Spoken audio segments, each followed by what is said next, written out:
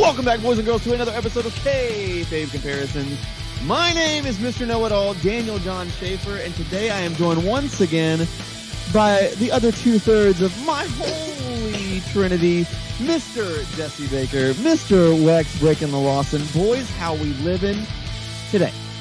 I'm just so privileged to be a wrestling fan right now. Amen. God damn, that's right. We're living good. We are cracking up in a cold one for the working man. Hyped about wrestling right now. Jesse, you couldn't be more right about that. God damn it. It's the best time to be a wrestling fan. It is the best time to be a wrestling fan, and we are going to talk about that. And arguably, one of the most, these are like, I would argue that these are the 2 years that we're covering here and the shows that we're covering, probably the two most influential years in pro wrestling period, 1996 and 2021. I mean, I agree 100%. I don't think there's any debating that there, but before we get into the topic of the show, which is WCW Fall Brawl from 1996, going up against AEW's All Out from this past weekend, let's just hit some headlines here. Let's hit some headlines. Jesse Baker, what do we have by way of headlines, boy? Man, I got to say one real fun thing real fast. So AEW Dynamite coming out of All Out scored the second highest viewership ever, the first highest being the premiere. They came just under at 1.319. The premiere was like 1.4. And this is their third week in a row, number one cable top 150 in the key demographic. And this week they beat WWE Monday Night Raw in the key demo. This is also the same week that WWE NXT had its lowest viewership since the move to Tuesday nights. Yikes. What was different night, lowest viewership, AEW, highest viewership.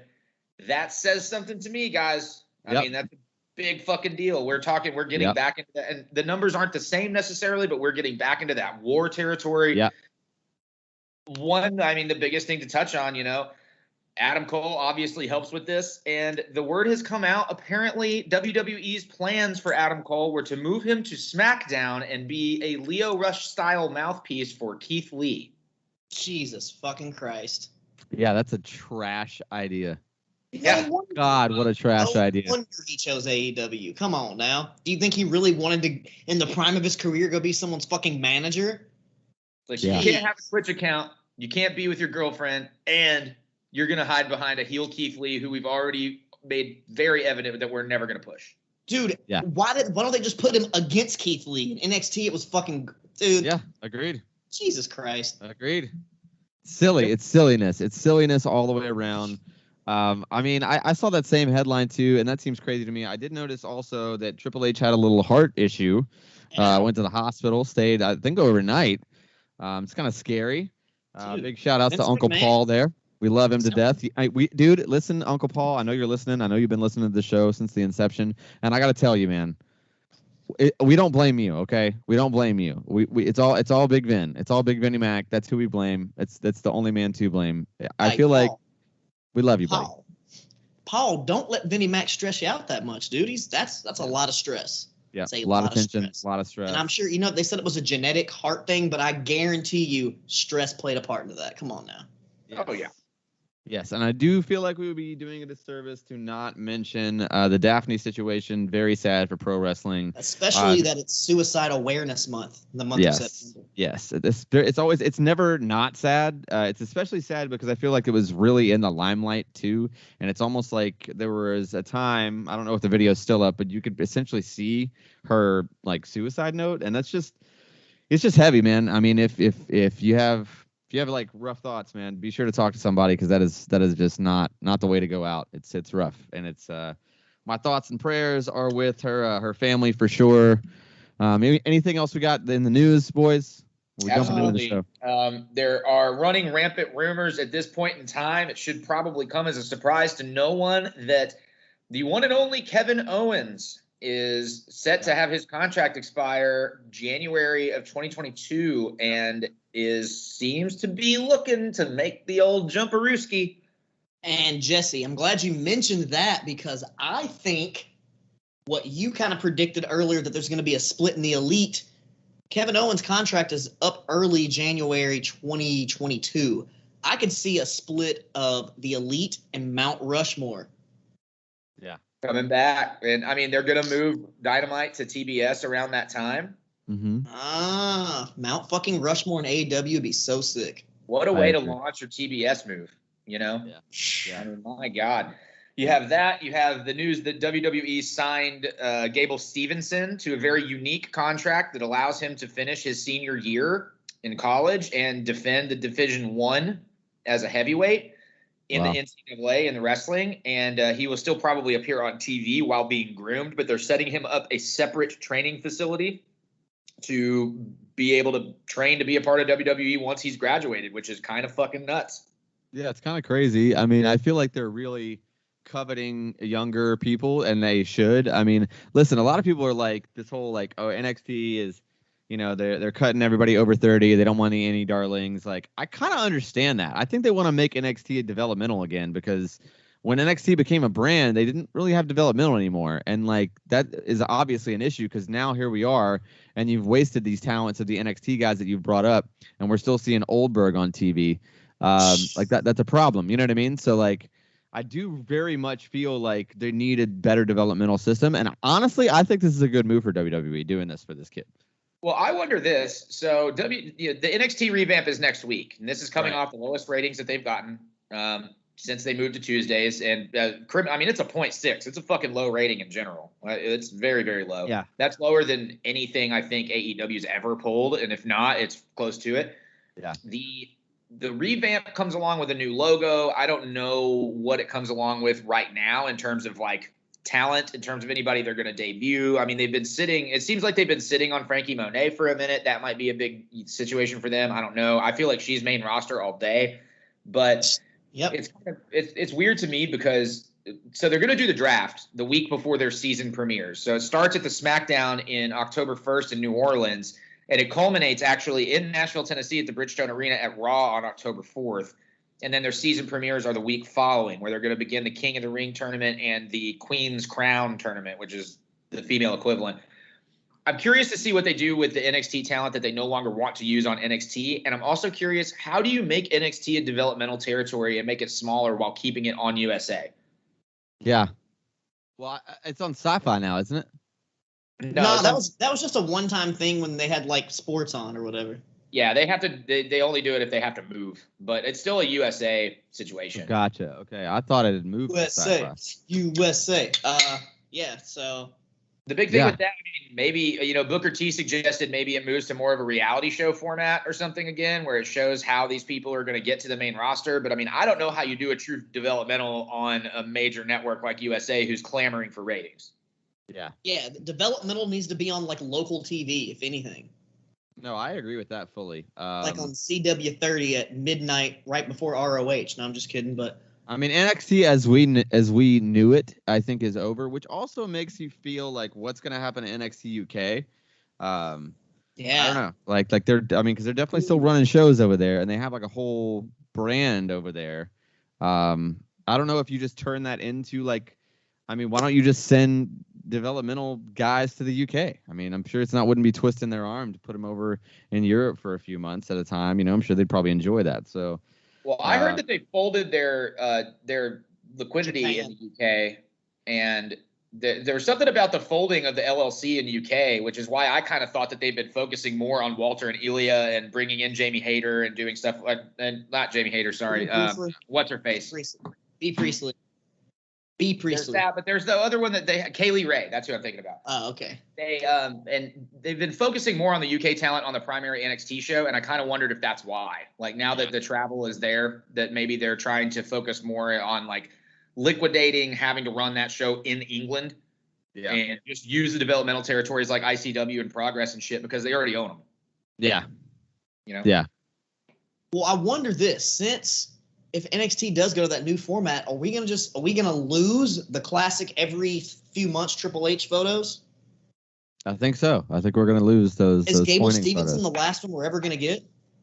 Probably. I'm gonna say unless in a few years until Vince croaks, and then Triple H is just Vince. Or I say in a few years when maybe some AEW wrestlers might make the hop back over. Yes, that is eventually going to happen. By the way, like that's gonna happen. We'll eventually sign Shane's kids. Yeah, but I mean, homegrown AEW guys. Like, it hasn't been around long enough. But okay, like for example, the Varsity Blondes eventually will be in WWE. I have no problem saying that.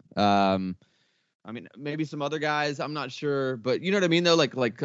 Honestly, Jack Perry eventually, I feel like would like to, if he's been in AEW for 5-6 years, he hasn't won the title or whatever. Like, I could totally see him going to WWE. Hey, honestly, if you listen to what Mick Foley said, and if they keep going in the same direction, nobody's gonna want to fucking go to WWE. If AEW continues to go where they're at, they could. Yeah. I mean, it's crazy. But they can't sign everybody, man. Like that's I know, but I understand that. But it's not going to be the destination, and it's like WWE could easily become like a TNA Impact from like 10 years ago. It's very possible. It's very possible. Like, they'll never go away. Just like Impact is going to be Impact's fucking like a cockroach. You can stomp on it. It's never going to go away. Just like WWE, it might not be the top dog in the wrestling business anymore, but. Dude, they're already teasing Kenny Omega versus Bryan Danielson. Yeah. I mean, yeah, that's. I feel like that's. I'm about to bust one right here thinking about it. To be honest. Before we get to busting, I feel like that's enough on the news and rumors. Okay. Let's get into the meat and potatoes of the show here, boys. It's WCW Fall Brawl 96 up against AEW's All Out from 2021. Legendary shows, pivotal times in the business. Let's get right into it. We're gonna start with 1996's Fall Brawl. It's the opening package here is super awesome, mid 90s. It's very much like the line between like neon 90s and the Attitude Era. It's like right in between. It's not quite there yet, but it's the 80s to the 90s, because the early 90s are still the 80s. So straight up. I agree completely. So that package was pretty cool. And the first match here is going to be DDP versus Chabot Guerrero Jr. Has to be one of his first few matches, like, in the company at that point. But yeah, I thought it was a decent little opener. The crowd was hot for it. Chabot's definitely a little green, and you could definitely tell that he was running a little too fast at points. But I mean, it is what it was. And I mean, DDP's not quite at his peak yet, too. So I won't say that this was like a banger of a match or anything. But it worked, and it was good for what it was, and the crowd popped really big for the finish. So I gave it 2.5 beers, almost 3, like pretty solid rating on it. Didn't hate it, didn't love it, just kind of right there in the middle. Jesse, what do you think about DDP versus Chavo there? It was better than I anticipated watching the entrances. And it's funny to hear Heenan kind of playing the face role here. And it made me kind of wonder about the strategy with the WCW invasion in 2001. Like, had Heyman had whatever they did at the desk be a little bit more, I can't believe these people are doing this, and stuck to that and stuck to being on the side of the brand that was broadcasting, I think that it would have provided for a lot more intrigue and a lot more mystery, which is what you want in an invasion angle. Yeah. It's exactly what Heenan was doing here. And there was a fantastic, fantastic line. And Dusty and Heenan are going back and forth, and Heenan says something about saying uncle, and Dusty was like, you know what uncle means? And Heenan says, yeah, the opposite of aunt. Yeah. It popped me hard. But the match was the fucking shit. I thought Chavo looked great for being as green as he was. I gave it 3.5. Oh, wow. Okay. Whoa. All right. Pretty solid. Wex, what did you think about Chavo and DDP there? The exact same rating as Jesse, 3.5 beers. I was really surprised. I had some sickle spots in there. The little Dr. Bomb thing was sick. And like you said, for Chavo being so fucking green at this point, and they actually mentioned that on the desk, like, oh, he's green. Like, he was pretty solid for, comparatively to other people at that stage in their career. But yeah, that's 3.5 beers. DDP killed it with that little diamond cutter and them paint breeches. Yeah, and then paint breeches. Yeah. I was 2.5 on it. I mean, I didn't love it, but you're right. I didn't hate it. I mean, I can understand a 3.5. It's a little high in my opinion, but I get it. Let's keep it rolling. We got Harlem Heat in on an AOL chat in the back, which is fucking hilarious. And then we get a Mean Gene special report on the NWO, and I thought it was actually really well done. I thought the production package was like top notch. I was like, man, this is probably the best WCW, at least up until this point in history. That's probably the best package they put together, just as a promo, like little video thing. Unfortunately, the next match is Scott Norton versus Ice Train. And I'm just gonna go ahead and say it. I gave it nothing because it was just meat slapping and idiocy, and I hated it. I hated every minute of it. Actually, you know what? I'm gonna change that. I give it half a beer because it's always nice to see a fat Teddy Long. I love that. So half a beer for fat Teddy Long, and that's it. Jesse, what do you think about Scott Norton versus Ice Train? I was very hesitant and upset that they did this match fucking again. We've covered so much WCW 1996, and this was going on the entire motherfucking time, and it's just always the same thing. But I will say the commentary was fucking great.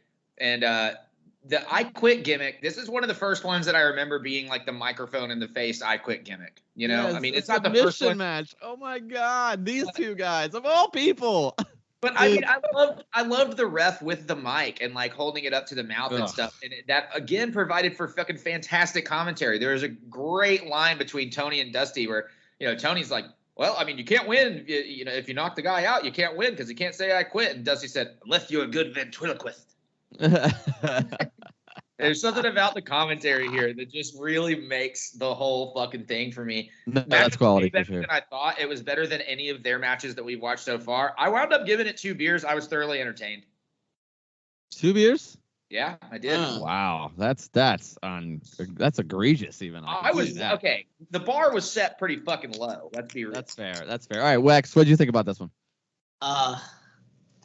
Who booked these two in a submission match? Or that's all I gotta say is who the fuck booked that. I gave it a quarter beer because it was a little bit entertaining, but it was like funny bullshit entertaining. Like, oh my God, what is this shit? And just like you said, that line you said, Bobby Heenan, not Bobby Heenan, but Tony and Dusty with the ventriloquist line. That's the first instance where some random commentary is foreshadowing future WWE booking, because that's how The Rock won that I Quit match. They used a fake I Quit and like it wasn't really him saying it.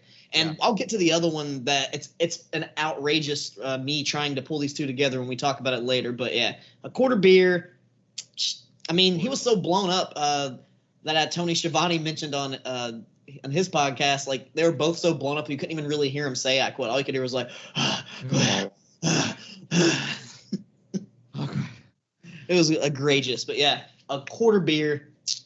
Probably should have had it. If they should have been on this card, it should have been a different type of match. Fucking horrible decision. Should have been an arm wrestling contest. Scott Flash Norton could have won. That draws money. Let's keep it going here. The next match on the card is Juventud Guerrera versus Conan for the Mexican Heavyweight Championship, even though there's no belt. That was a little strange. And this is like freshly Cholo Conan too, which is kind of a bit of a bummer to me because I really liked like Ultimate Warrior Wish version Conan. I thought that was a little bit better. I thought he actually wrestled a little bit better. Like to me, once he became Cholo Conan, he wrestled like you remember the first SmackDown for PlayStation 1?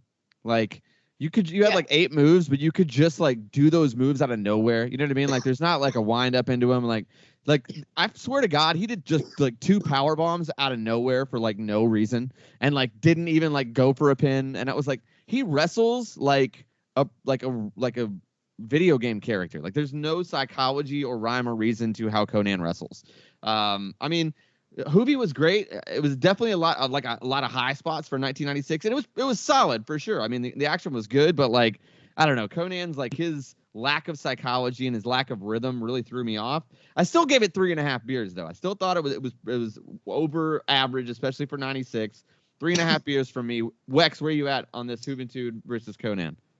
I was pleasantly surprised. I didn't give it way much higher than you. I gave it 3.75 beers.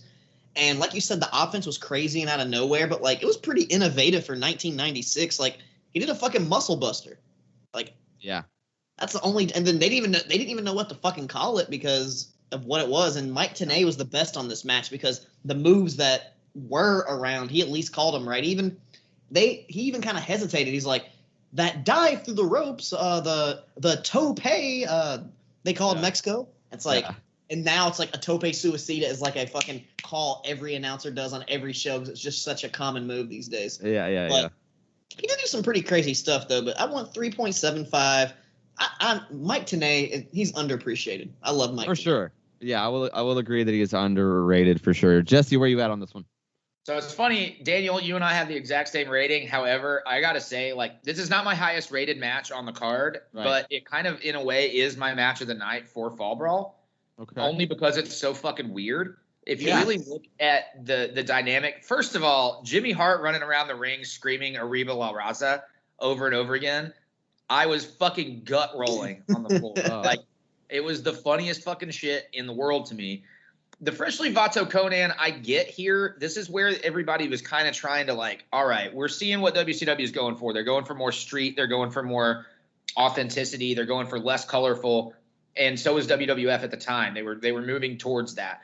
So It was like, okay, I'm Conan. I'm going to bring out this shit, and I'm just going to go straight up fucking Cholo here. And it made sense to me. I enjoyed the dynamic between that style and Juvi's style. The Mexican Heavyweight Championship, by the way, technically was the AAA Heavyweight Championship, even though it wasn't present. That's what this contest was for. At the time they had that relationship. That's why Callow is here. This was supposed to be Psychosis without the injury. Yeah, he got hurt, right? And that's why when you look at this and it looks like it wasn't planned and it looks like they're calling so much crazy bullshit in the ring, it was happening that way. That's exactly what it was. So, like, my biggest pop when I was a kid watching cruiserweight matches in WCW was always Juvi signaling for the 450, even though this one sucked so bad, but, like, it still hyped me up to see him do it. It was fucking god-awful. And then that weird, like, corkscrew fucking moonsault thing that he did was nuts. But there were a lot of slips, but at the same time, watching this match, I think the crowd at this time was fully the fuck into it.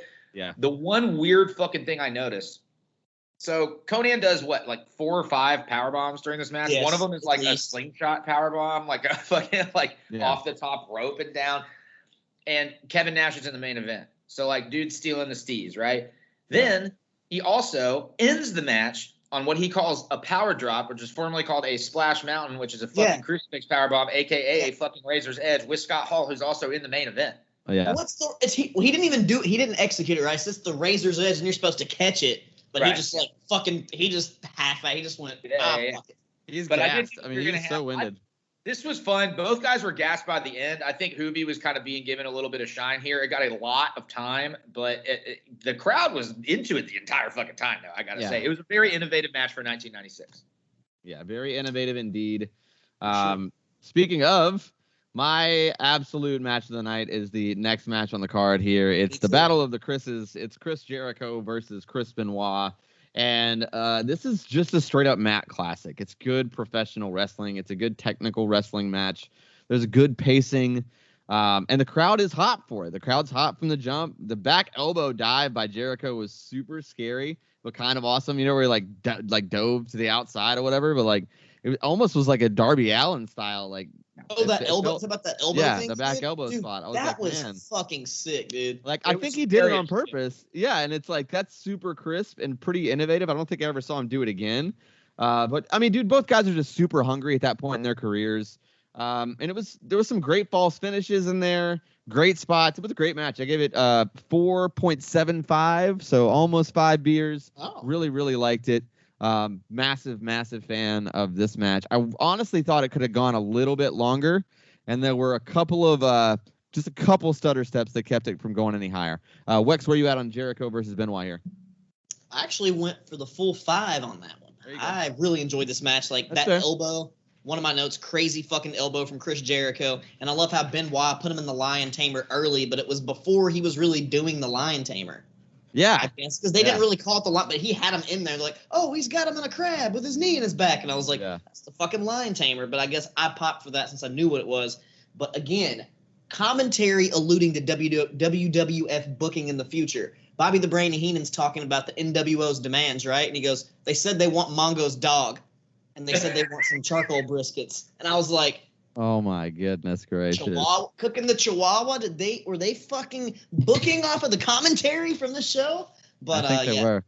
One of the worst angles in the Attitude Era, Pepper the dog getting eaten by Al Snow from Big Boss Man. But yeah, besides that, dude. Anyways, this match fucking fantastic. Benoit, he looked jacked at this point. He was definitely. Oh yeah. He was going to the gas station every day, twice a day. But yeah, dude. Oh yeah. Fantastic. I can't say enough. Dude, 5 beers, fucking great contest. Great contest indeed. Jesse, what did you think about the Battle of Jericho and Benoit? So I rated this a full point higher, a full beer higher than the last match. I did really, really, really enjoy it. I think maybe I just wasn't surprised that I enjoyed it so much because it's fucking Benoit and Jericho. Yeah. But one thing to consider here, Jericho is 3 weeks in with WCW at this point. Mm-hmm. And the crowd already cares. Jericho had been there. I mean, Benoit had been there from 92 to 93. And again, like sporadically with a working relationship with New Japan. But in 92, 93, very historically, him and Regal came in at the same time. And they were like, who the fuck do you have us working with?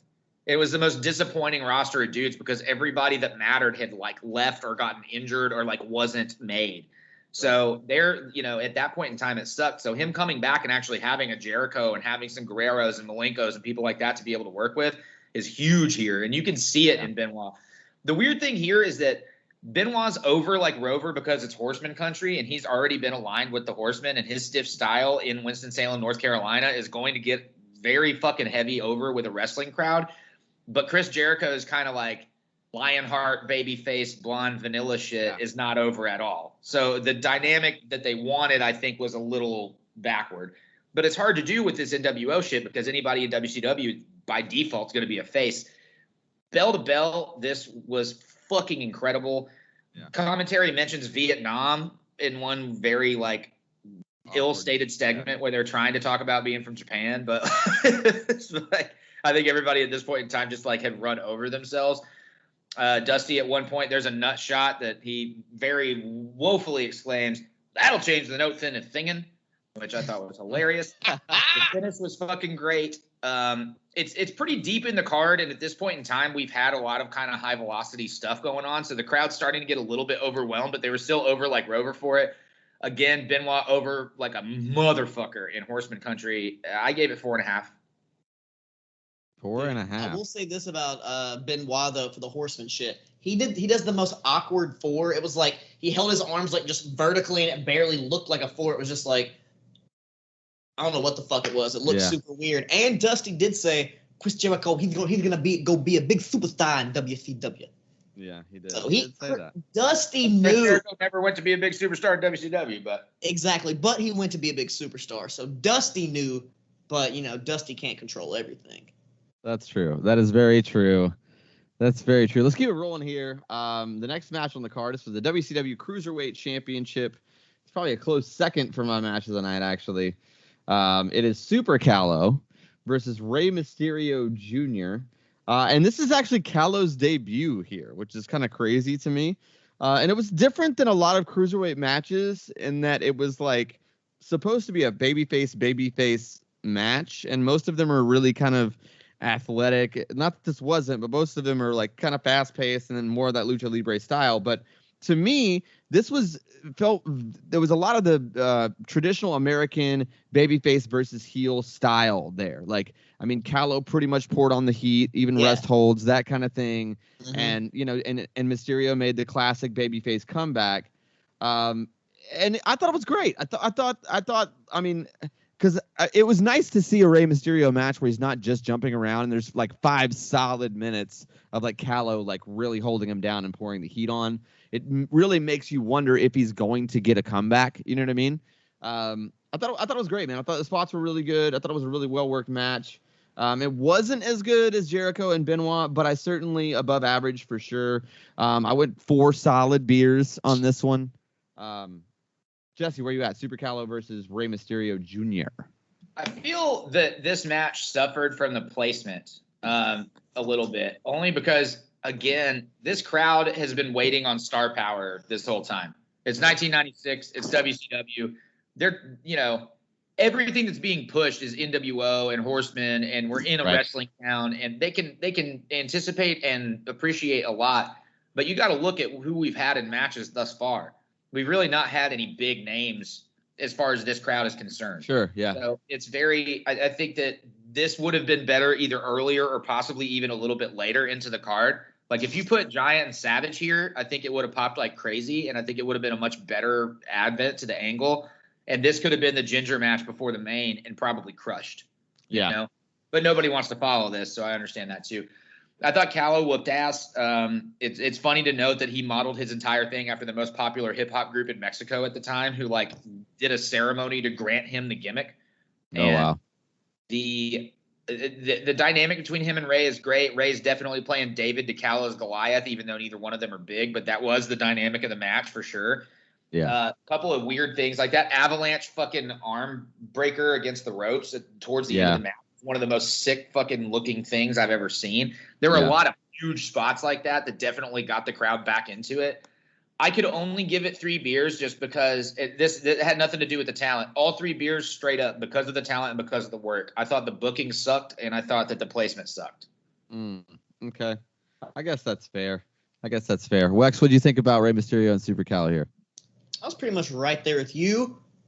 The 4 Horseman beers. Yeah, you guys pretty much said everything like that I have down in my notes. And Super Callow, I did notice he had like a little cholo thing, but I didn't know it was from a fucking hip hop group from Mexico at the time. So that's good. You put me up on some game, Jesse, but I did think it was really weird. Super Callow was wearing like skateboard vert knee pads on his shins. It was really fucking weird. And Tony Schiavone pointed out, he goes, he's wearing like knee pads for a skateboard. And I was like, what the fuck? Oh, okay, Tony Schiavone, sick. But yeah.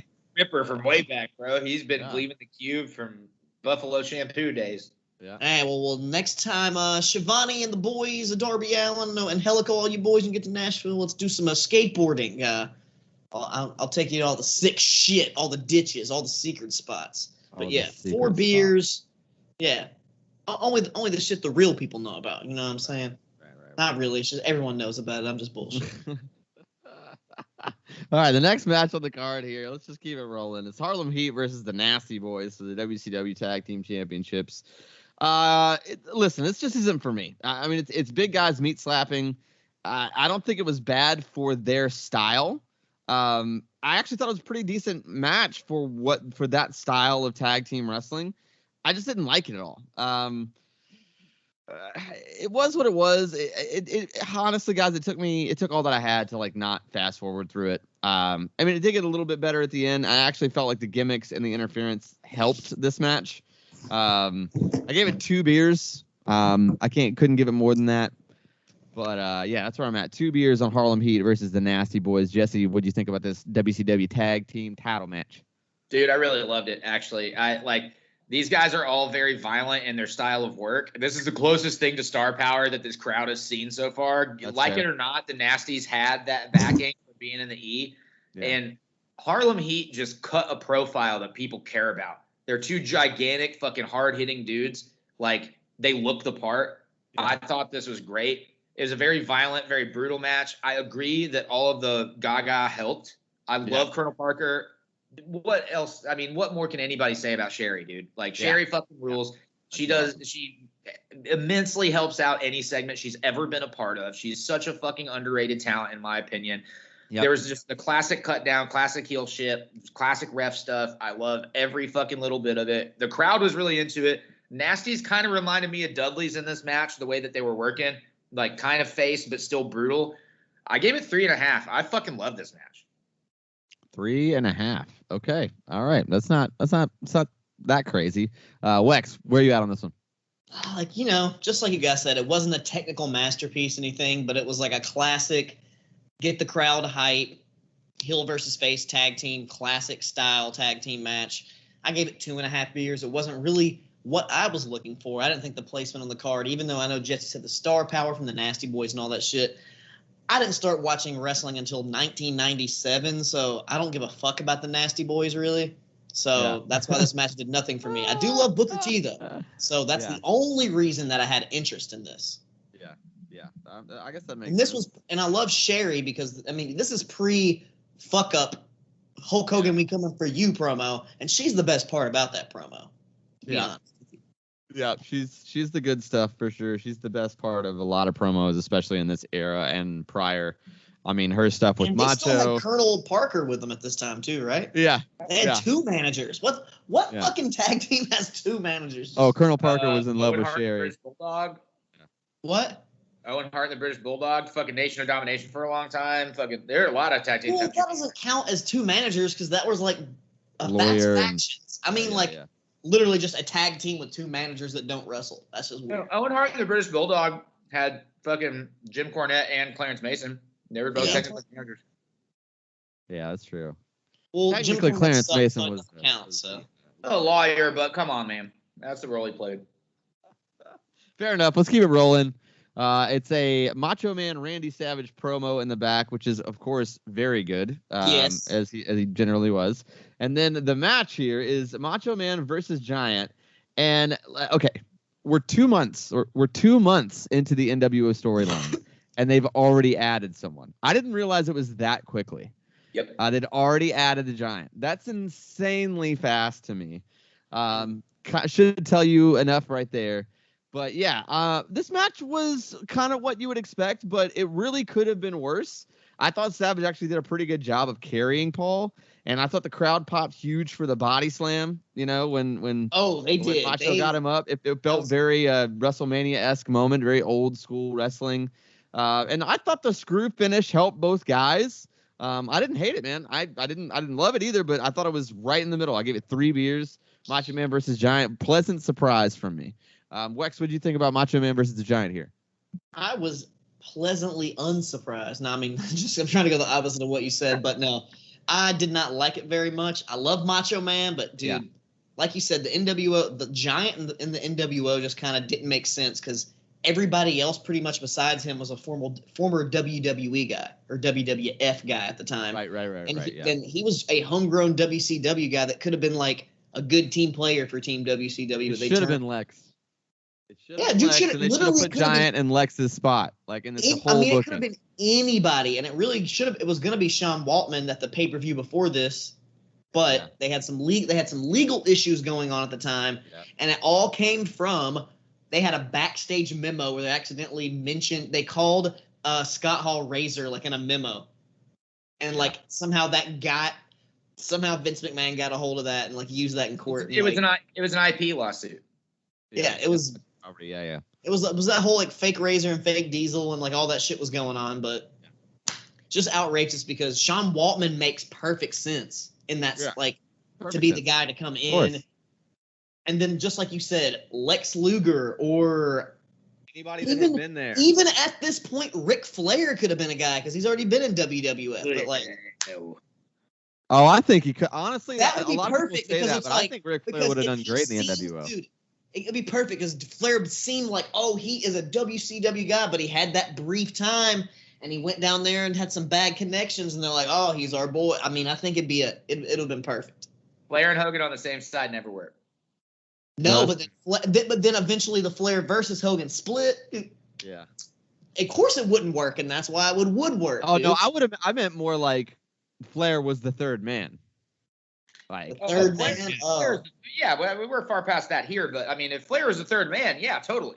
Yeah, that would have worked. I think that would definitely would have worked. But what was your overall beer on that one, Wex? Only went a beer and a half. Very disappointed. That beer and a half was purely for Macho Man himself. Fair enough. Jesse, where are you at on this one? Giant versus Macho Man. This didn't do shit to get the angle over to me at all. I didn't like the idea of the Giant thing. I feel like this was proof that the entirety of the idea was not thought out. This was very by the seat of their pants. And don't get me wrong, I'm not discrediting what they did with the idea over time. Clearly, they had a win here. They had a win on their hands. They kind of could do whatever they wanted. I disagree with the idea of the Giant being in there. They obviously did hot shot booking with that because you see that he turns almost instantaneously. And it's like, you don't need a heater. You have Nash. Yeah. Like, why the fuck would you do that? To me, it's like it devalues Nash, I think, immediately too. I'd rather seen anybody really than the Giant. It wouldn't even matter if it was somebody that was WCW through and through. It would have meant more if they actually did the turn with Nick Patrick to me than having Giant. I didn't really care about it. I didn't think it did anything for Savage to be in this spot. Had this match happened earlier in the card, I think it would have been better. I don't know. To me, it was like a waste of a use of one of Savage's fucking pay-per-view dates. It's a dud to me. I give it 0. I fucking hate it. I absolutely hated it. It was Insano versus Bonesaw. Look, the crowd popped for the body slam because they wanted star power. If they had booked this differently, it might have been, if it had fallen in a different place on the card, I would have rated it higher. This, right before the main event as the Ginger match, you're using star power before star power. It's fucking shitty booking. Yeah, I thought that was super weird. Dude, I agree, Jesse. I thought that was super weird. Right before the main event, Hogan and the Outsiders come out in the match before, and I was like, so are they going to stay out here and then like go to the ring? Or they're going to go to the back and then come back? It just doesn't make any sense. Because you got to lower the cage, bro. Exactly. Stupid. You're right. Stupid fucking booking. Yeah, that's dumb booking for sure. I can agree on that. I just thought the bell to bell wasn't as bad as I expected it to be. Maybe I just had lower expectations. Think about this. When we get to the next show, same guy in a similar position, but better booking. Yeah, kind of. Yeah. We'll get to it. Let's get to this main event. It's the War Games match. It's pretty much Flair, Anderson, Luger, and Sting versus Hogan, Hall, Nash, and Sting. Jeff Farmer, dude, jumping Jeff Farmer. Yeah, jumping Jeff Farmer, the fake Sting. Either way, this is the beginning of the angle, and I do remember when I first saw it, I was like, "This is crazy." And even watching it back, like, it's because fidelity has gotten so much better. Like, this is pre-HD, so like, this is watching like a VHS tape essentially, and even on my 4K, like, it's obviously that original quality. You know what I mean? So it's like, I mean, and it's really hard to tell. Like, it's really hard to tell the difference between the Stings. Like. I know, and like, he's doing all the Sting's mannerisms. Yeah. All you can really tell is the hair. His hair's a little curly. That's the only difference. Yeah. I'll say this. They did a segment earlier on with the Horsemen to lead into this or whatever with Mean Gene and Nancy and everybody else. Yep. And when Sting comes into the shot, and it's Steve Borden, it's the real Sting, but his back is facing the camera the whole time. And I made the comment like, God, this is classic WCW. Like, what a shit fucking show. And then I realized, they don't want to put his face on camera right before the other guy walks out. That's brilliant, dude. That's perfect. I love that. Yeah. No, I agree. I agree fully. I mean, the match was what it was. I actually loved that Hall and Anderson opened the match. And that beginning part of the match was easily the best part of the match. Like, no doubt about it. It was actually two guys that are really good at wrestling being really good at wrestling. And I thought it was really well done. I will say, anytime you have the Flair and Hogan interaction at this point in WCW, it's super hot. I mean, it was like the standoff was great. The Flair Hogan interaction was incredible. I mean, Flair was on fire. He looked so good. First time the roles were reversed too. Yeah.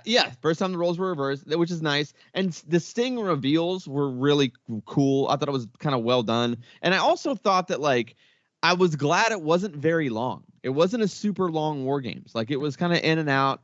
And beyond with it, and they still had times to kind of do the NWO stomps on everybody Gaga at the end, and it worked. I don't know. So for a match, I don't know, maybe a beer and a half. For like a whole segment and how this angle, part of this angle was booked, and the finish of the show, I got to dead even. So I was at 3 beers total. That's where I'm at in this War Games and the post-match shenanigans, if you will. Jesse, what do you think about this main event for Fall Brawl? Dude, first of all, it's a known fact. Arn Anderson always starts War Games. That's why he's the enforcer, baby. Yeah. But normally as a heel.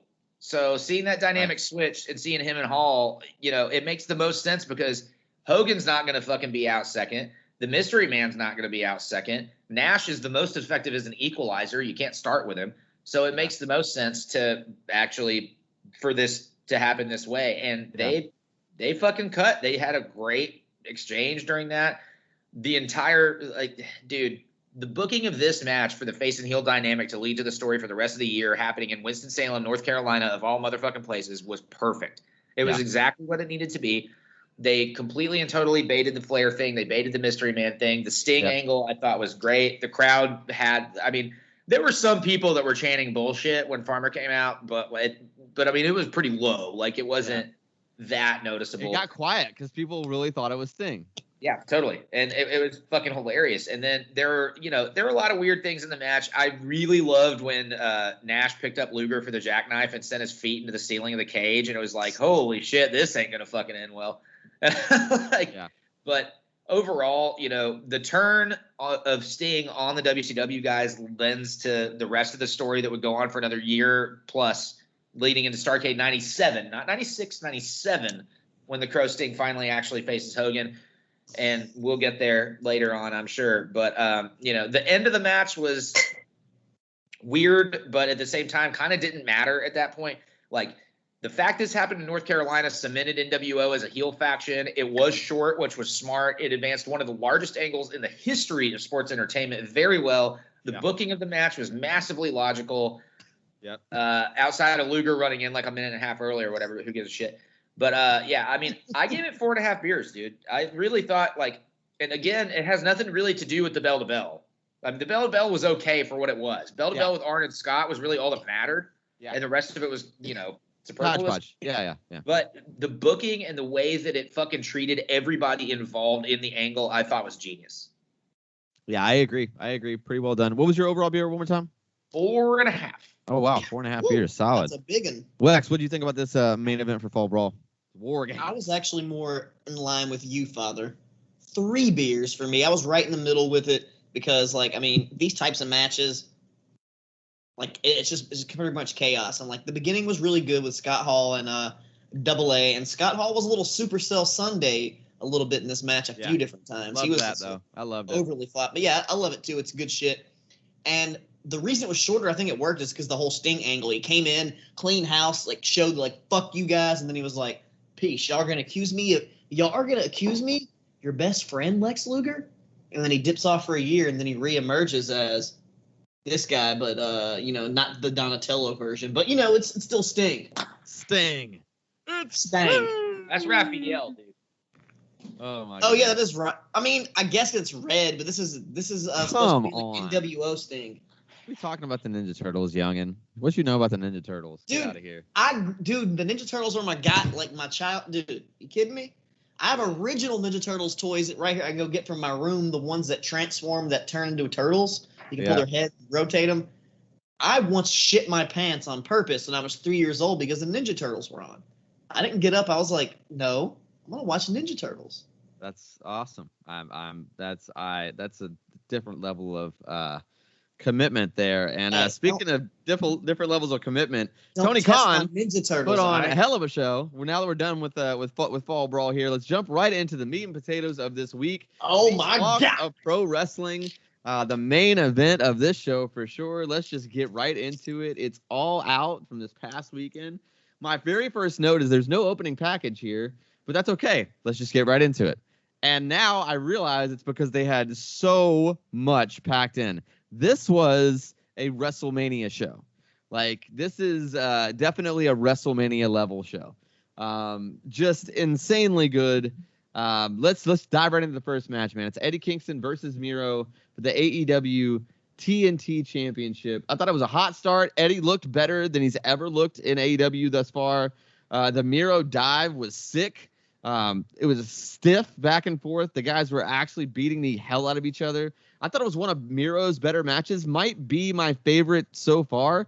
It's definitely my favorite Kingston match so far. It was really, really good. I thought this could have gone badly. It could have been really bad. Honestly, it could have been really bad. But I thought it far exceeded my expectations. I kind of liked the worked shoot at the end of the match there too. I thought it was great. I gave it 5 solid beers. 5 solid beers. Really good match. Wex, where you at? Eddie Kingston versus Miro for the TNT title. Dude, I'm not quite 5 beers, but I went pretty high on this, and I went 4.25 beers. And, dude, I agree with you. This was easily Eddie Kingston and Miro's best match in AEW. They look fucking fantastic. They beat the hell out of each other. Lots of sick shit in there. Just like I said, I love that work shoot shit at the end, too. That was nice. And I honestly think both guys came out of this match looking better than they ever did, even though Eddie Kingston lost. This just cemented him as being a badass because he was taking some fucking stiff shots just to the head, just boom, getting visibly rocked and just he's a bad motherfucker, dude. 4.25 beers, fucking solid. Jesse, Miro and Kingston, what'd you think? I'm almost right in the middle. I gave it 4.75 beers. Fucking what a goddamn opening match, dude. Yeah, it was stiff. Yeah, really good. It was very creative. It put Kingston over while he was losing. Look, we all knew he wasn't going to go over, but it didn't matter at all. It still put him over in the sense that he stood toe to toe with a guy who's been in a WrestleMania match with John fucking Cena. Let's face it, that's the truth. In Miro, I feel like this is Miro's best match maybe ever. I would rival this to that match with Steve. Yeah. And just by proxy, probably Kingston's best match ever, even if he had a better match. I'll agree on that. Just on platform alone, best match ever for Eddie Kingston. The crowd was mega hooked, which don't get me wrong, you got a Chicago crowd for an AEW pay-per-view with all of this fucking star power on it. They're going to be hyped no matter what. However, this fucking lived up to opening the doors on this show. Perfect fisherman suplex by Eddie Kingston. 4.75. I fucking love this open. I thought it was great. Yeah, man. I thought it was really, really good. Let's jump into the next match here. Listen, it's Kojima versus Moxley.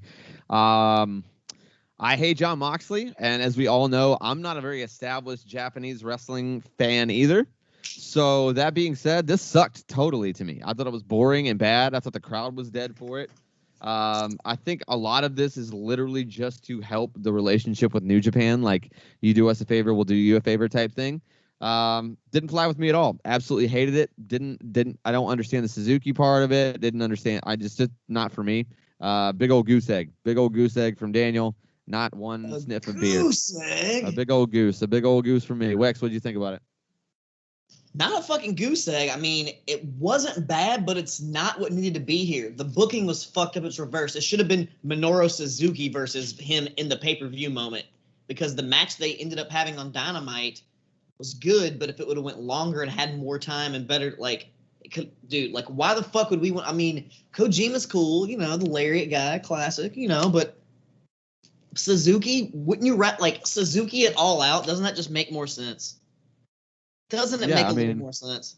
I don't know. I don't know who either one of those guys are. He's already in America. He has a match the next night. He's already there. You can already have the match. Have him face Kojima the next night on fucking Dynamite. Like that's a Dynamite match. Kojima, Suzuki needs to be at this spot, but I gave it 3 beers right in the middle because it wasn't a bad match. It's just not what should have been here. Yeah, just wasn't for me. Jesse, what do you think about it? I just saw a match announced for GCW in LA next weekend that I would much rather see than this match, which is Tony Deppen versus Ron Funches. Oh my God. Okay. Incredible. I don't know Ron wrestled like that, but all right. I don't think he does, but we shall see. This was Satoshi and Moxley was a Dynamite match at best, if that. I gave it a 1 for the fact that it was stiff, I guess. I just didn't want to be that unkind to somebody who's been in the game for that long. And by that, I mean Kojima. Fuck Moxley. The Suzuki segment kind of, saved it a little, I guess. But look, I don't know. Suzuki and Moxley here would have been good. However, who really, really, truly gives a shit? Do we think that Minoru Suzuki popped a rating on Dynamite? Nope. No. Because nobody. So gives what a are we? I don't know. You're building your relationship with New Japan. I understand that. I get it. That's at all least you're the doing. fans would have been happy, and the Chicago fans at least would have popped for Suzuki. Would have been like a little cooler, but I love the fact that they're bringing in Suzuki. I don't get the Kojima thing at all. I just don't think that it made any fucking sense. I give it a 1 for the fact that it was stiff and that the guys kind of, they tried to work. You could see that. It's not like they went out there and faked it. They tried. It just wasn't prudent. It was not good. It was not good. It was definitely just not good. Let's keep it rolling here, though. The next match on the card is Chris Statlander versus Britt Baker for the AEW Women's Championship. And the match was damn good. I thought it's easily the best Statlander match I've seen. And Baker is just on an absolute tear right now. Top notch. She is the best women's professional wrestler right now. Overall. I won't say, there's probably better workers, and there might be a few people that are better than her on the mic, but I think as a total package, she is the best in the business right now. And I thought this match reflected it. It was really good, solid. Didn't feel like anything was forced or fed. I felt like the pacing was good. I gave it 4.5 beers. I thoroughly enjoyed this one. Solid match. Wex, where you at on this AEW Women's title match? Dude, it was a great fucking match. They told a great story, of basically Statlander's strength versus Baker's speed and her wits. It was fucking great. They worked great. I love that stalling superplex she did off the top rope, Statlander, and the Pittsburgh Sunrise into the lockjaw for the win.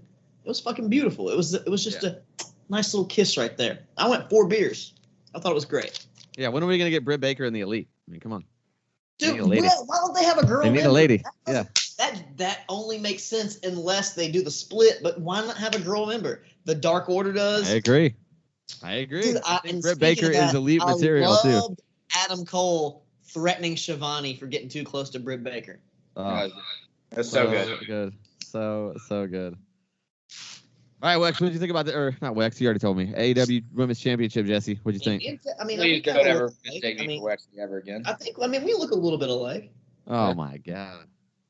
The once we take the hat off, the whole up top thing. Yeah, that's when it changes. I gave it 3 beers. It was dead in the middle for me. I thought that the work was fantastic. I love Chris Statlander. I know she could be a little slop from time to time, or at least it looks that way. But I think that that's a certain part of an indie style that I enjoy. That is not necessarily bad. I think it's part of like how they do things. I think Britt looks fucking great. My biggest thing, like, there's a tremendous crowd involvement. The problem here for me now is that Britt Baker is doing nothing but getting cheered. Yeah. And to me, that hurts every ounce of how they've attempted to book her. And it will eventually make sense once the turn happens. But here's the thing. Out of every person that they're building in the women's division, who do we look at the top of AEW's women's division outside of Britt Baker, really? You got Statlander, I guess. You have Soho. You have Riho. Who's the fucking heel other than Britt? I mean, there's Nyla Rose. But honestly, when it comes to AEW, I don't think AEW, they do some true heel face booking, but when it comes to AEW, I feel like the fans are like, they're it's just more about the match. They cheer for who they're going. Sometimes they'll cheer for both people in the match. It's kind of has that.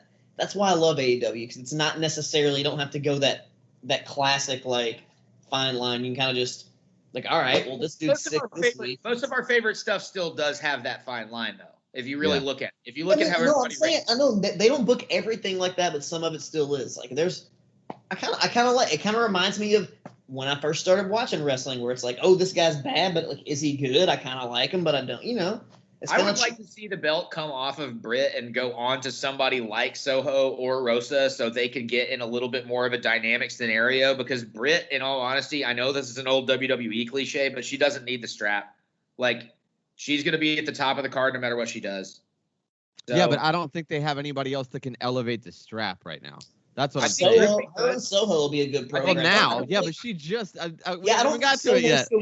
She shouldn't win it immediately. We haven't even got to it yet, though. We're talking about this match and this rate, like we're like whatever. So far, Battle Royal hasn't even happened. I know, but I mean, okay, yeah, I will be Yeah, you shouldn't. You can't use that. Yeah, I agree with that. But I will say, cart in front of the horse. Thunder Rosa, I think would be like Thunder Rosa is who I think eventually needs like. I think that's the elevation of it, only because of how many places she's been, how many places people really publicly know her from, right? And just her background and her credibility inside the ring as a legitimately trained MMA fighter and all of the above. I think Thunder Rosa is the one. She is my favorite on the AEW women's roster, Thunder Rosa. So I mean, the eventual Thunder Rosa versus Ruby Soho matches are going to be insanely good. Like, there's. I just hope they bring in Jordan Grace as a fucking heel and have her challenge Britt Baker as a face. It's so good. Yes. It'd be so good. But yeah, 3 beers for me. All right, well, let's keep it rolling here. The next match is bell to bell is my match of the night. It's the Lucha Brothers versus the Young Bucks for the AEW Tag Team Championships. I did feel like the entrances gave it away. If you heard us on our live stream when we covered our reaction of CM Punk and Darby Allin, we talked about doing our predictions. Well, we did this all throughout the night, and I honestly had picked the Young Bucks to win until I saw this intro. And I just saw how over the top it was, and I was like, all right, well, they're getting it. Like, this is and the time. And he still claims to win the championship from the predictions, even though he changed it. The bell hadn't even rang yet. Continue. The bell hadn't even rang yet. I'll just make this out there. Y'all saw on TikTok, I made my predictions. I still would have won either way. Way early, so everybody got to base their picks off mine. Well, I guess so. I mean, whatever. It is what it is. If I have to cheat to win, then so be it. I love being the heel. Either way, I did love the Bucks gear for sure.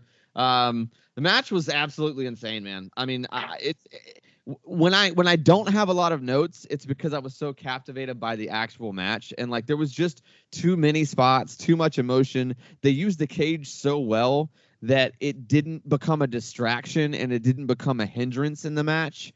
And the dive, I mean, dude, that dive by Phoenix was insane. I thought the whole match, just bell to bell, was executed perfectly. I didn't feel like there was ever a moment where there was lag, with two guys kind of laying out. I felt like there was the match kept a steady pace. It wasn't too fast, but it was up tempo. And I thought it was sick, man. I thought the tacked Jordans were a great idea. I thought it was sick. I thought it was super cool. Fun little twist to add. I mean, Penta, just the blood under the mask, the drama that added was really cool. I thoroughly enjoyed that as well. Full 6-pack for me. Absolutely loved this match. It's my match of the night, bell to bell, Lucha Bros versus the Young Bucks. They do finally get those titles, and I think we've now had like four champions, AEW tag team champions, maybe something like that. Jesse, what do you think about this tag team championship match, man? Dude, I got to go a full 6 on it as well, yeah, for all the same reasons. I mean, this is a fantastic match. It was different than what we've seen between these two teams, and we've seen these two teams a number of times throughout different federations and different companies and so on and so forth, but this is a different way to interact. I got to say, AEW's cage, top-notch. They have a really great cage for a wrestling company. Really nice, yeah. The crowd was 110% behind the Lucha Bros, which is funny because with Young Bucks being kind of like leaders in the elite and EVPs and so on and so forth, they've done a good job of making the crowd turn on them. They have, to some people, what I think has become go-away heat, but I think it's to people that don't necessarily really know what that is. You know what I mean? Like, there are people that at this point are like, oh, I'm so tired of seeing these guys do the same thing over and over again. But, like, that's why they're doing it, and they're bleeding into it, and I think it's incredibly intelligent. And when we see that turn back, it's going to be a completely different story. It's going to be very easy for them to turn back. Yes, I agree. The Lucha Bros was the right call here. It was time for the Young Bucks to no longer have those straps. It's time for them to be able to diversify what they're doing a little bit. If everybody in the elite is at the top the entire time, shit gets boring. Yeah, You can't have it that way. Lucha Bros absolutely worked their ass off. Penta and Phoenix both. I still maintain I think Phoenix may be, if not the best worker overall in existence right now, just in terms of like athleticism, but he's up there. He's definitely in that top 5. I thought this entire match was fucking great. Obviously, it was a spot fest, which isn't necessarily always my style. I do like a little bit more of an old school style than this match typically is, but you also have to look at the companies overall and understand that what you have to offer in terms of a main event level tag team match and like main event level talent being different than what else is offered. They did that in spades here, and it wasn't contrived. The crowd was 110% into it the entire fucking time. I thought the finish, I had my own issues with the finish, but it was epic as fuck. Don't get me wrong. It looked great. There were a lot of really great tag team moves, which I'm a sucker for tag team moves. I went a full 6-pack too. I really wish that Penta had not been involved in the crossbody spot. That almost soured it for me. Yeah. Almost. Yeah, I agree, but it was still very, very good. It's still got a full 6-pack though. Yeah. Absolutely full 6er. Lex, what did you think about Lucha Bros versus Young Bucks here? Dude, this was absolutely, one of the best matches I've seen in my entire life. I can't stress it enough, and I know some of that's like, obviously, I'm a little mark here. We got some Young Bucks figures. I got more up there. Love it. And I also got my boy Pentagon. Honestly, when it comes down to it, my top 5 favorite wrestlers right now, like currently, like really, are Kenny Omega, the Lucha Bros, and the Young Bucks. And, dude, I literally went back and watched this match at least 3 to 4 times. Yeah. It's so fucking good. Like, I understand the crossbody thing, but the thing is, if Penta wasn't there holding them up, then what's the reason for them to be there? He had to sacrifice himself to take them out. Yeah, That's dude. what I'm saying. Yeah. And, dude, and I know people don't like the Young Bucks, and I understand their go-away heat. I mean, even back when they were in Ring of Honor and shit. They've always had that kind of heat. Yeah, like it's like their let's entire go, Young career. Bucks. Fuck Literally. the Young Bucks. Like, they've always had it. They're great at heels or being faces. But, dude, this match, they did everything right here, and absolutely the perfect decision to give Pentagon Jr. or El Cerro Miedo, because the copyright there, and Phoenix. Like, dude, I agree with Jesse. Phoenix is probably, I think next to Kenny Omega and Phoenix are the 2 best wrestlers right now. Period. Athletically, like, on top. Yeah. Like, when it comes to exactly bell to bell, those 2 are the best. And one thing I love that AEW does, they don't have an escape stipulation on the cage, because that's the fucking reason of a cage. You're supposed to keep them in the cage. That's why I hate that bullshit when like you escape the cage or when the referee opens the door and lets you go out. That has always just like flustered me. Ever since the first time I saw that, I was like, that's not necessarily true. I was The like, cage is it's originally a built cage. It's to supposed keep to be other locked. people out. Like that's why you're supposed to have it. It's to keep But you're interference supposed to from be locked happening. in the cage. There are I two trains I of hate thought. I like the you can win by getting out of the cage. I think it opens up the door for various different types of false finishes, and it does add drama to the match. I don't like it when that's how it just ends. I think it should definitively end with a pinfall or a submission, but yes, I don't mind the stipulation. But besides that, well, I mean, like it was fantastic. I can't say enough. Of course, 6-pack for me, 12-pack, as many beers as I can fucking fit, like suitcase. And I love seeing I've been waiting for the Lucha Bros to win these titles since they challenged for them like so many goddamn times. But this really is just a repeat because the last All Out, they won. That they retained their AAA Tag Team Championships, right? Or did they win them? I'm not sure. It was the ladder match, the Escalera de la Muerte. I don't know. They won with the titles. I can't remember if they retained them or won them back from the Young Bucks. But dude, fantastic fucking match. Like, I can't even put into words how good it was. Like, I love this shit. Well, that makes us the 3-6 Mafia. Right there, just all sixes here, loving it. Let's keep it rolling here. Definitely not a six beer match, but wasn't bad for what it was. It's a casino battle royale, and I thought that for a women's battle royal, it was pretty damn good. I felt like the pacing was good. I like the guys going out the wrestlers, not guys, the women going out there in like groups.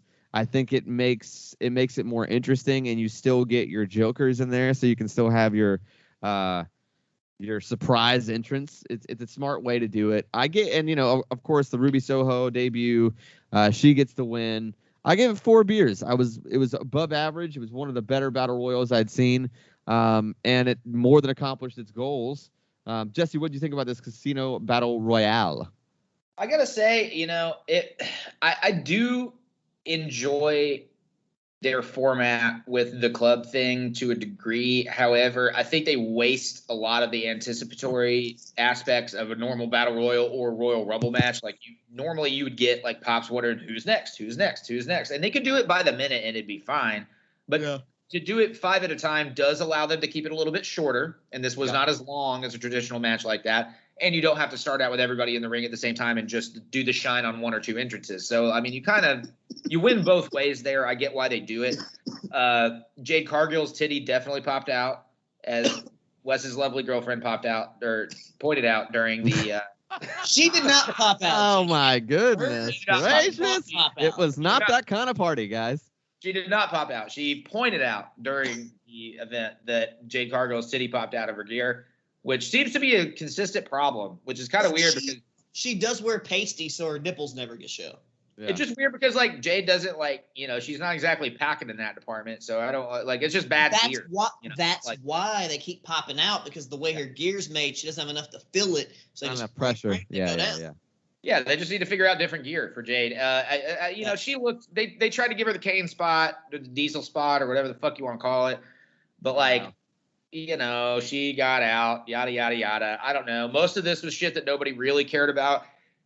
We were divided as a podcast crew, with 2 of us thinking Thunder Rosa and 1 of us thinking Ruby. And obviously that's what the finals fell down to. I gave this 3.5 beers. And to be honest, the vast majority of that was all about the finish.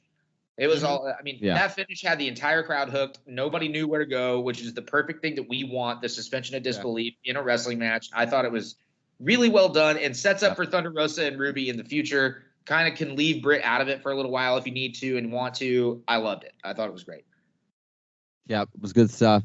Wex, what do you think about that casino battle royale? Hey, let's keep this motherfucker rolling. 3.25 beers. You guys pretty much covered it. Let's go. I'm with you. Let's keep it hopping. The next match on the card is the end of probably one of the longest told stories. Yeah, you're killing it tonight. Longest told stories in AEW history. It's MJF versus Jericho.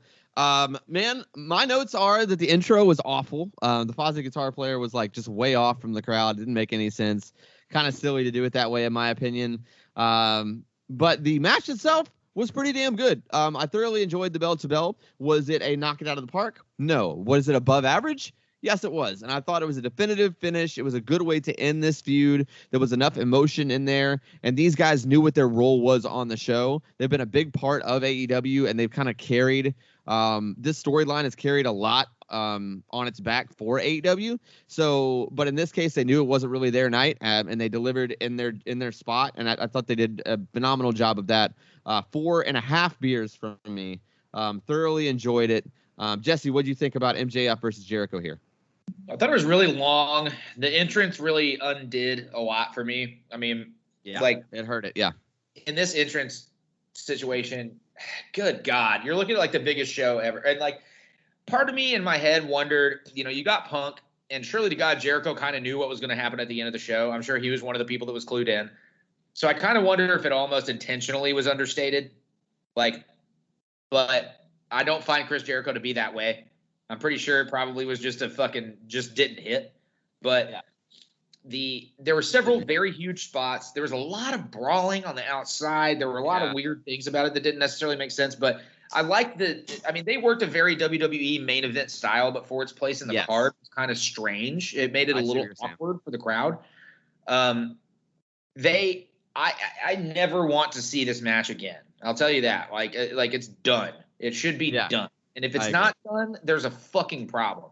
Yeah. But what sucks now is like what we've had the luxury of seeing last night on Dynamite, where they might be popping MJF, and it kind of makes me wonder, like, are we now burying MJF? Like, are we now like taking him out of that top picture because of who else we've acquired? Because in my opinion, I'm sorry, that is a fucking mistake. Yeah, like, I agree. I think the biggest thing that you could do right now, don't push to Danielson Omega immediately. I don't think that you should do that. I think if anything, it should be like I think if anything, the elite split should be the focus of the story right now, and Danielson and fucking MJF. Yeah, that'd be great. Danielson and MJF needs to be the next thing, and I think because MJF, they'd have to build to it a little bit for him to get past this loss or whatever. I thought the teases to the finishes were great. They were very expertly done, in my opinion. However, they had to do a lot to get the crowd back during this match. They really did. And MJF doing all the crotch shots and like shit like that. Like there was a lot that he had to do to try and get everybody a little bit more involved than they were. But you've seen so much on this fucking card already. Yeah, I mean, let's talk about what we just followed. Like the Casino Battle Royal, yes, Ginger match, I get it. But like, dude, following that tag match, that crowd was still fucking wiped out. Yeah. And then you have that shitty intro by Jericho. Didn't help shit. Yeah. I gave it 2.5. Wow, that's low. I just really I think that on any other card, if you put this on the next pay-per-view that didn't have the same stakes and didn't have the same amount of shit, let's face it, All Out is AEW's WrestleMania. We have established that with this show. Yes, we have, But this didn't fit in their WrestleMania. This might have fit in Survivor Series. This might have fit in Full Gear. But I think it would have been rated higher had it been there. Also, one big fucking misstep I think they made with this entire series, this should have been the end of the labors of Jericho. Yeah. This should have been where it culminated. They should not have had that match 2 weeks ago. I agree. This should have been where the denouement was. This should have been the whole fucking deal. They fucked that up, in my opinion. Yeah, 2.5. Wow. Lex, where are you at on Jericho versus MJF for the last time? I completely disagree with Jesse. I thought this fucking match was great. The story, at the culmination of the whole story. First of all, the fake countdown by MJF. Yeah, that intro was that popped me super hard. I thought that was great. I loved it. Like that early power bomb on the apron. He continued to work his back. I loved the dusty finish with the restart of the match, even though I know it's kind of like some gaga bullshit, but it worked. It worked for it because now MJF can still hold on to that. Well, like I did beat him, but I didn't. So he can use that future. Hopefully not with Jericho and other storylines, but dude, as long as this is the actual ending, dude, I thought it was fucking fantastic. Like AEW has the best long-term storytelling in wrestling, like period, because WWE doesn't do long-term storytelling. Yeah, and I just thought it was amazing. I gave it 5 beers. I loved it. I can't say Wow, that's higher than me, but yeah. This match. Like, well, same thing with you. I don't have a lot of notes because I love the match so much. Yep, good stuff. Good stuff. Let's keep it rolling here. We got the moment we waited for, and if you want to hear our deep, detailed notes, you can go to our YouTube channel. It's youtube.com/kayfabe comparisons. We streamed our actual reaction to this match. So for that, I would rather you guys go watch that on YouTube. I do want to cover it real quickly and just give you my overall. I thought it was 5 beers. I thought that Punk looked really good. I like the long boy tights. But, you know, there's definitely some rust there, and that's all I'm going to say about it. If you want to hear the rest of my opinion, please go to our YouTube channel and check out that video. Wex, where are you at on this one? Just a little bit higher than you. I went 5 1/4 beers, and I really love it. I like the whole story, built up. Just kind of shook the rust off as they built up. It's a really good match. You should check it out. For and sure, Jesse check it out. Showing off the merch, the sick hats. Yeah, we got some lids now. We got some lids now. Good old kayfabe comparison lids. If you actually want to buy one, you can. We don't have a shop yet, but just hit me up on any social. It's at Daniel Daybreak everywhere. But we'll get to the script at the end of this. Let's keep it rolling here. Jesse, where was your overall for CM Punk versus Darby Allin? I was right there with you, know-it-all. I was at 5. I thought it was great. YouTube.com/kayfabe comparisons for everything we think about it. The one thing I'll call out, that fucking high single leg calf kick. Woo! So good. So good for sure. And I hate to be Debbie Downer here, but the next match on the card is Paul White versus QT Marshall. I have 0 notes because I just wrote a goose egg there. What did you guys put down? Jesse, you're making the goose egg. I guess that's sign language for goose egg. I don't know. It's also sign language for some other things, but yeah. Okay. I have a bad mind. I didn't shit on it like that. I just gave it 2 beers. I thought it was I thought it was short, sweet, a little palate cleanser. Calm us down after 2 fucking crazy matches. A little bullshit real quick. It was short. I understand needing the palate cleanser. Here's the thing. White looked so bad. There was no reason to put him in this position unless it was a tag, first of all. Second of all, why was it QT? If you're going to do anything with anybody there to put anybody over and give them the rub, even like from being in the ring with Paul Wright, why not Camarado or Solo? Like, why not one of the new guys? Because Cody and QT, they're Who gives a shit? No one cares. No one cares. Of course, but that's why. The hair club for men might care. I think he's a fucking sponsee, but like it's the worst.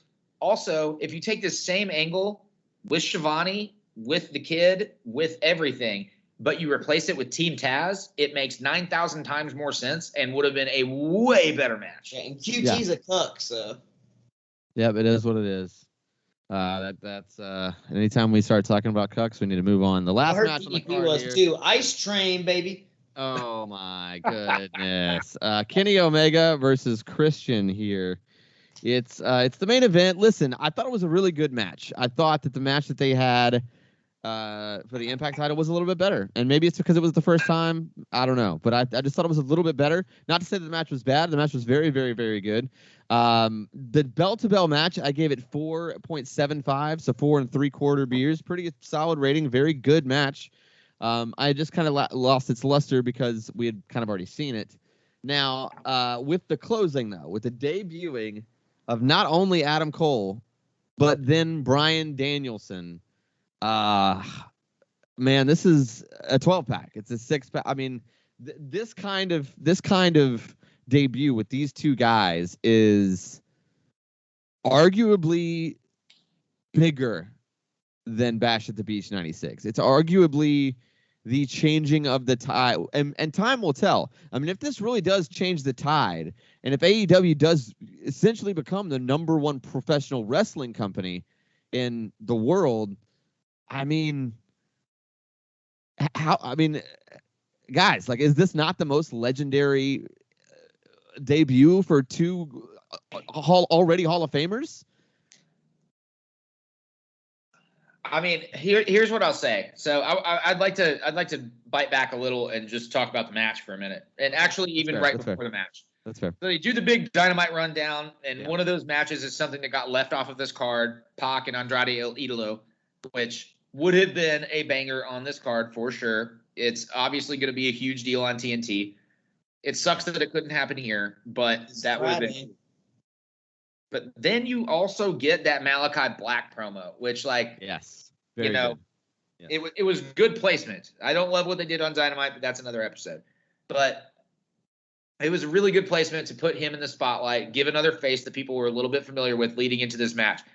You're looking at a world title match in the fucking main event of a card that has already seen the most historic thing to happen in years in professional wrestling and a ton of fantastic matches. I mean, to be honest, really the only duddy match that we've seen so far, according to anybody, was Moxley and Kojima. Well, and QT and White. Well, yeah, but I fucking don't count that. That's a commercial. Like, yeah, that's the thing. It wasn't. I don't count that as like this is a contest. It was like a little an advertised match. There was an angle leading into it. It was a match. You have to count it. Listen, I love AEW just as much as the next guy, but we got to call out their shit. Like, whatever. 2 terrible matches. Who gives a shit? I see why they placed it where they placed it. You know what I'm saying? I also now see why it was booked. But you got to look at these guys going into this main event. They've already fought once. Yeah. And the fact that they could put on the match that they did after this crowd has been so fucking overexposed and popped so hard the entire night and had that energy is insane. Yeah. Like, if you look at what they pulled off through this match in and of itself in a vacuum is a fucking fantastic world championship match.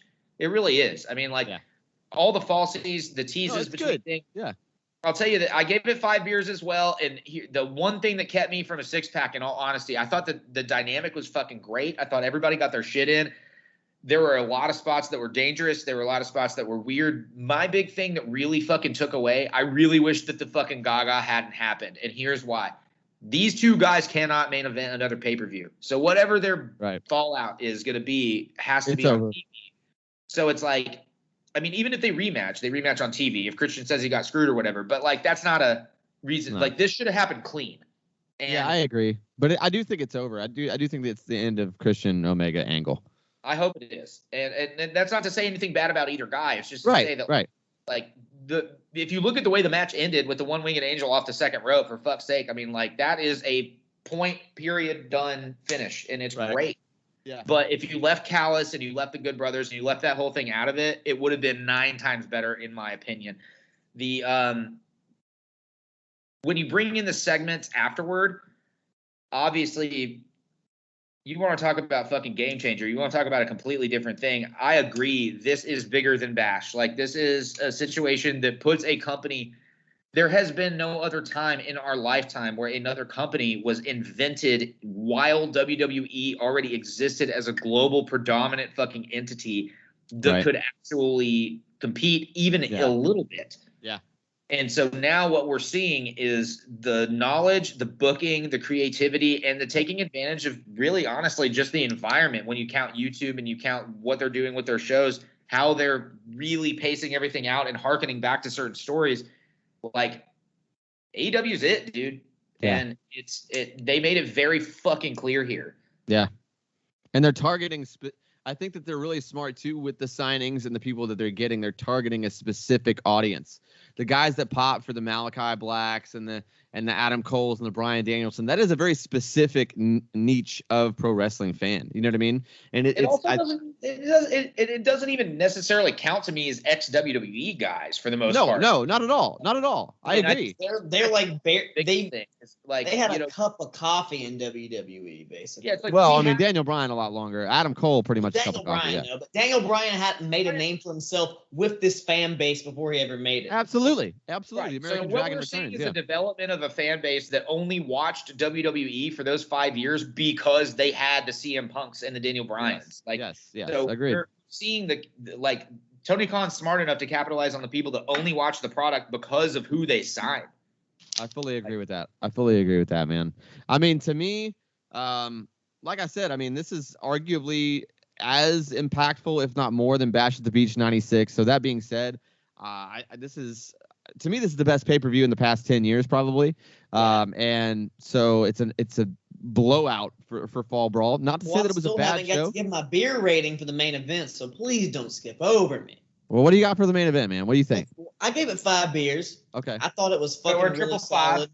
Triple five. You guys pretty much covered everything. That slight interference did fuck it up a little bit, but dude, I think it was the shit. And of course, all this extra shit we're talking about, That, of course, made it beyond anything we could have ever said. And I think it, like, dude, what I've been telling people who don't, I was like, dude, this is comparable to Hulk Hogan turning heel. Like, Yeah. the only thing that I can think of in my lifetime, this monumental of an event. Yes, I agree. I fully agree. Vince McMahon showing up on Nitro isn't even as good as this. Like, No, I agree. Yeah, that was a fart in church comparatively. I mean, like that was a big moment. Don't get me wrong, but for fuck's sake, it was like for a pay-per-view, for the changing of the tides in the wrestling business world industry. Nothing like that's the only thing that's even close, dude. Like, think about it. Like, let me say this though. As much as what we're watching with AEW is going on, what we're seeing in terms of the changing of the guard, we're seeing a different wrestling product, and we're seeing something that's definitely going to take over that entire realm. With WWE, you can tell what we're doing here. I mean, They're not like you got Becky Lynch comes in and squashes Belair. Belair, arguably their biggest star ever. In terms of like from front to back, quickest women's movement star. Yeah. Like, name one that they did faster, because I can't. No, I don't. Yeah. Becky comes in, squishes her. 10 seconds, whatever the fuck it was. Then we got Oldberg in the motherfucker. And then we got Lashley back in the motherfucker. And now Lashley and Orton is apparently the new thing. I mean, come on, y'all. Like, it's kind of crazy. And when we're watching the rest of it, like, yeah, they can sign a Gable Stevenson and they can get these like developmental people that they want to revamp NXT and stuff. But what we're going to see is WWE fall the fuck off for a while. They're going to have the same Raw, SmackDown matches that they've had for some time, but they're building. Cross can continue to look like the third member of Demolition. Yeah. But they're obviously building more towards, like, I mean, Roman and The Rock is the best hope that WWE has, but it will dwarf any box office that AEW will ever generate. Yes. Yeah, I agree. I mean, all that stuff is still true, but what we're looking at is becoming two different things. Yes, I agree. Yeah. It like we're actually seeing the barrier between sports entertainment and professional wrestling. They are not one and the same. Nope. And like they are two separate things. And and I guess, I don't know, more people like professional wrestling than like sports entertainment, or I disagree. I don't think so. I don't think so. I think that I think that sporadically or like occasionally the audience for for example, like he said, like a Rock versus Roman Reigns is going to be bigger than any Kenny Omega, Bryan Danielson match. Like it is. Like there's no way around that. Like on any level. I mean on a mass level. So, but at the same time, is that even remotely the same thing? Is Bryan Danielson versus Kenny Omega the same as The Rock versus Roman Reigns? No, it may be bigger, but as a match, it's not going to be better. Well, no, sure, but it'll be different. It will be different. Point of view of wrestling fans. So, like, The Rock versus Roman Reigns is like the Fast and the Furious versus a really fucking good comic Fight Club. book. Yeah. Something that and the reason I say comic book movie is because they're grossing similar amounts at the box office. Yeah. But they're just different. It's a whole different genre. Yeah. And I think that that's really what we're falling down into now. I think we're starting to see where wrestling can get ratings and can get key demos and can perform that way. But when you're looking from an overall global standpoint, WWE is still going to be the top of the heap. There's no arguing that. But it's just they're going to be the top of the heap at what they do. Yeah. No, I think what they do is starting to separate vastly from what AEW plus New Japan plus Impact plus possibly NWA plus possibly Ring of Honor plus, I mean, all the other shit that's been teased, like plus possibly AAA. Like, there's a lot to consider. The sky's the limit. I feel like it is a great time to be a professional wrestling fan these days. I am super hype about it. I'm super hype about this show. We got a lot of cool stuff coming up here relatively soon. I don't have the calendar in front of me. Jesse, do you have a calendar in front of you? Do you know what we're doing next week? What are we doing next week, Jesse Baker? What? What are we doing next week? The NWO stuff? No. Next week is TNA. Right here, Nashville, Tennessee-based company. No Surrender, 2006 versus the WWE Clash of the Champions 2016. Okay. 2016 in there. That's going to be a fun one. A little 10-year comparison, 5 years back, 10 years deep. And then on the 21st, the following week, we have a very special show that violates everything format type deal that we've ever done. Yeah. It is going to be a 1996 in review of the new World Order. And from my understanding, we may have a very special guest. Yes, the Cage Cast Lush is going to hop in here. The OG, the full kayfabe squad, the kayfabe family is going to be all together for that one. So be sure to mark that on your calendars. And it's going to be great, too, because those OG listeners of kayfabe comparisons that were here for seasons 1 and 2, you'll know that Cass hated WCW. He never watched it. He has no idea. So I'm almost going to let, we're going to talk about the bullet moments, but I feel like I'm going to let Cass just kind of lead. He's going to ask questions. I don't genuinely think he knows any other NWO members other than Hogan, Hall, and Nash. I don't think he had no idea this thing was ever in the NWO. He had no idea that, I don't want to give anything else away, but he has no idea. He's just he's living in a heaven world. Yes. So it will be nice to have that perspective for sure. I'm excited, man. Those are some good shows. I like talking about Impact in 06 too. They had a lot of star power. Next week it's going to be really fun. 2016 is a good year for good old Seth Rollins, another guy that I would absolutely love to see go to AEW as Tyler Black. Don't get so romantic. Absolutely love. Barely creeped in the top 50 of the PWI 500. Well, then I have nothing for those people. He was writing the sandwich of him and Akira and somebody else. I can't remember. AJ Gray. AJ Gray was in there. Right there. He was right there. That's blasphemous, is what that is. That's absolute blasphemous. No, it's not. Watch a fucking AJ Gray match. No, it's not. Dude. AJ Gray is the fucking truth. Yeah, okay, watch AJ true, Gray's last year versus Rollins. It definitely makes sense. Top 10. Honestly, AJ should be rated a little bit higher than that for last year. That's crazy talk. It's crazy talk. I'm not gonna indulge in that crazy talk. AJ Gray is the shit. AJ Gray is the truth. That's why they call him the truth. But all right, well, you know what? That's gonna do it for us, guys. I'm out. I'm gonna see you guys next week. You can always find me at Daniel Daybreak. You can always find the show at KFabeCom everywhere on your socials, except for TikTok. You can find us at KFabeComPod. Wex messed that up. That's why it's weird. So yeah, come follow us over there. Wex is always on there doing stupid ones, and I do matches of the week, and that's always good. So come and check that out over there. Jesse might be hopping on the Tiki Talkies here pretty soon too. You never know. You never know who you're gonna see up there. Wex, give them the script, baby. Where can folks find you? You can find me at Wex Breaking the Lawson on everything except for Twitter. It's just Wex Breaking the, because I couldn't fit Lawson or make it Breaking the Lawson because I couldn't fit an N in there too. But you know how to find me. I'm gonna be on there doing all types of shit. Love it. Jesse Baker, where can folks find you? You can find me at Jesse Baker Nash on Instagram and Twitter, and regular old Jesse Baker on Facebook. Here soon on WrestlingInc.com with some fucking artsy clays. Also, the Impact tapings coming up. We're going to end up having to cover those on that NWO review show, at least a little bit at the top, because we got guested courtesy of Big LG. Gallow's good brother, Hootski. Yeah, big shout out to the Big Hoots, Dr. Dangley himself. Very, very big and very appreciative for that. Thank you, sir. Heck yeah. And that's going to do it for us, guys. We will see you next week. You can always be sure to hit that subscribe button, leave us a 5-star review, follow, subscribe, whatever else it is. We'll see you. We're out. Peace. Oh. RC Cola.